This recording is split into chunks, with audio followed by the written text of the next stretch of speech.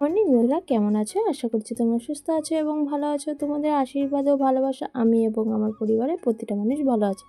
তা বন্ধুরা, আজকে নিয়ে চলে আসলাম নতুন একটা ভিডিও। আশা করছি আজকের ভিডিওটা তোমাদের অনেক অনেক ভালো লাগবে। তাই তোমাদের কাছে অনুরোধ রইল স্কিপ করে না দেখা সম্পূর্ণ ভিডিওটা।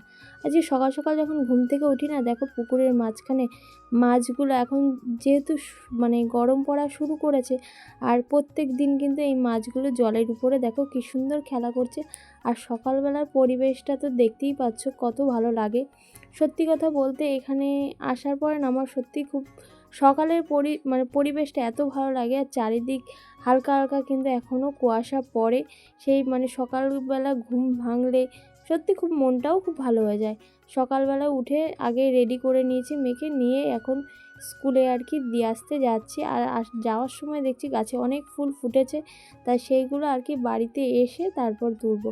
মেয়ে বলছিল মা তুলে রেখে গেলে ভালো হতো। আমি যে এখন সময় নেই, যেহেতু স্কুলে যেতে হবে। তা মেয়েকে স্কুলে দিয়ে এসে না আর কোনো কিছু তোমাদের সাথে শেয়ার করার সময় পাইনি, কারণ আজকে জানো তো আমি অনেকটাই ব্যস্ত। আজকে একটা স্পেশাল একটা দিন, সেটা তোমাদের সাথে সবটাই শেয়ার করব। যেহেতু আমি ভিডিও করব ভেবেছিলাম, কিন্তু করে উঠতে পারিনি। তা এদিকে দেখো বেগুন ভাজা আর মুসুরির ডাল, এটা হচ্ছে দুপুরে। আর সকালের জন্য করেছিলাম ভেজ চাউমিন, গাজর আলু দিয়ে চাউমিন করেছিলাম। এটা সকালের টিফিন। আমি আর তোমাদের দাদাভাই খেয়েছিলাম। মেয়ে এখনও আসেনি স্কুল থেকে। তা এখন সারাদিনে আর কোনো ভিডিও করা হয়নি, একেবারে সন্ধ্যাবেলায় তোমাদের সাথে শেয়ার করছি। ওই যে বললাম আজকে আমি অনেকটাই ব্যস্ত ছিলাম। তা আজকে হলো আমার মা বাবার বিবাহবার্ষিক। সেইভাবে কোনো কিছু আমরা চিন্তা করিনি। আমরা 3 ভাই বোন মিলে ভেবেছিলাম মা বাবার জন্য একটা কেক এনে মা বাবাকে একটু সারপ্রাইজ দেবো। মা বাবা কিন্তু কিছুই জানতো না, মাকে ডাকা হয়েছিল মিথ্যা কথা বলেই মাকে ডেকেছিলাম। এই যে মনটা একটু একটু খারাপ কেন না, মাকে তো জানানো হয়নি। বলে তোরা মনে মনে এরকম ভেবেছিস। মনে মনে আনন্দ হচ্ছে, মনে মনে আবার একটু রাগও হচ্ছে যে আমাকে তো কিছুই তোরা বলিসনি। বললে কি আর সারপ্রাইজ থাকে বলোই তোমরা। তা যাই হোক, মাকে ডেকেছিলাম, বাবাকেও ডেকেছিলাম ডেকে। আর তোমাদের দাদা ভাইও আমাদের সাথে ছিল, আর আমার ভাই বউ ছিল। আমরা এই কজন মিলে আমরাই মা বাবাকে একটু সারপ্রাইজ দেওয়ার চেষ্টা করেছি।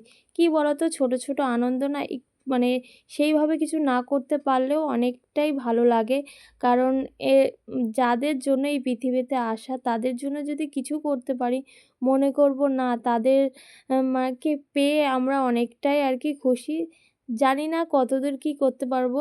তোমাদের ভালোবাসা থাকলে এর থেকেও আরও অনেক ভালো করে মা বাবার বিবাহবার্ষিকটা একটু ভালোভাবে করার ইচ্ছা আছে। যেহেতু সারা জীবন তো আমাদের জন্যই করে গেল তারা, তাদের জন্য তো কিছু করতে এখনও অবধি পারিনি। তাই এই দেখো আমি নিজে হাতেই চিকেনটা করেছিলাম। আর একটা ডিমও ভেজেছিলাম। যদি চিকেন তো আমার মেয়ে ভালো খায়, তবুও ডিম একটা ভেজেছিলাম।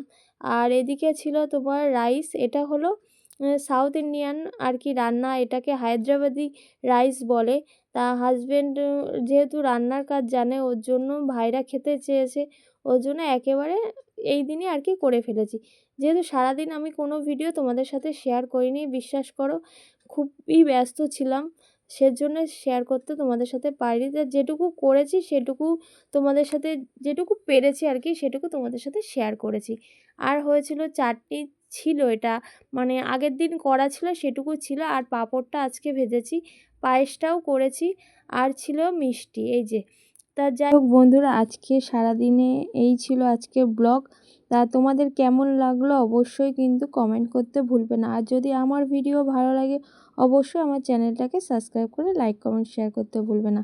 তা এদিকে যেহেতু কেক কাটা হয়ে গেছে, আর কেক কাটার পরে কেকটা ভাগ করার দায়িত্ব আমার ভাই বোনেরই পড়ে তা সেটা বলা হচ্ছে যে তুই প্রত্যেকের জন্মদিনে তুই কিন্তু কেকটা কাটিস। তো সেই নিয়ে আলোচনা হচ্ছে। তা চলো, আজকের ভিডিওটা এখানেই আমি এন্ড করছি। যদি ভালো লাগে ওই যে আমার চ্যানেলটাকে সাবস্ক্রাইব করে লাইক কমেন্ট শেয়ার করতে ভুলবে না। তা চলো, গুড নাইট, টাটা।